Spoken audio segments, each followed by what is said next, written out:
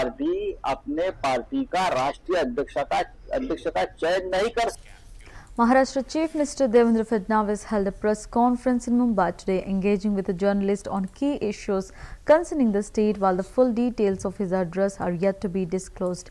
The briefing is expected to touch on urban development, law and order, and political strategies ahead of the upcoming municipal election. CM Fadnavis continues to be a prominent voice in Maharashtra's governance, and his statements today may influence the political narrative in the run-up to the polls. Updates from the press conference are anticipated as media outlets release further coverage. राज्यामध्ये गेले काही दिवस मोठ्या प्रमाणात अतिवृष्टी चाललेली आहे। साधारणपणे आतापर्यंत 975.5 मिलीमीटर एवढा पाऊस पडलेला आहे, जो सरासरीच्या 102% इतका आहे। काही भागामध्ये पूर परिस्थितीमुळे लोक अडकलेले आहेत। बीडमध्ये रेस्क्यू ऑपरेशन आपण चालवलं आहे, धाराशिवमध्ये रेस्क्यू ऑपरेशन चालवलेलं आहे। धाराशिवला आता 27 लोकांना हेलिकॉप्टरच्या मदतीने एनडीआरएफने बाहेर काढलंय। 200 लोकांना अजून वेगवेगळ्या ठिकाणी सुरक्षित ठिकाणी हलवलेलं आहे। आमचे आपत्ती व्यवस्थापन मंत्री गिरीश महाजन त्या ठिकाणी आहेत।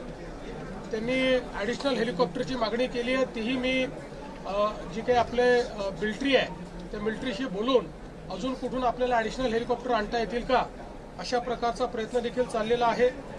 विशेषतः गेल्या काही दिवसांमध्ये अहिल्यानगर, जळगाव, सोलापूर, बीड आणि परभणी या भागामध्ये अतिशय मोठ्या प्रमाणात अतिवृष्टी झालेली आहे। राज्यामध्ये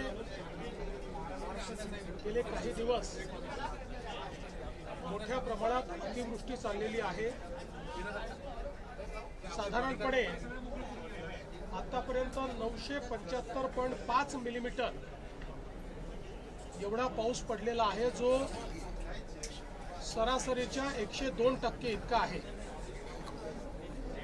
काही भागामध्ये पूर परिस्थितीमुळे लोक अडकलेले आहेत। बीडमध्ये रेस्क्यू ऑपरेशन आपण चालवलं आहे, धाराशिवमध्ये रेस्क्यू ऑपरेशन चालवलेलं आहे। धाराशिवला आता 27 लोकांना हेलिकॉप्टरच्या मदतीने एनडीआरएफने बाहेर काढलंय।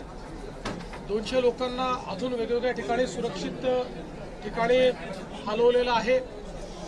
आमचे आपत्ती व्यवस्थापन मंत्री गिरीश महाजन त्या ठिकाणी आहेत। त्यांनी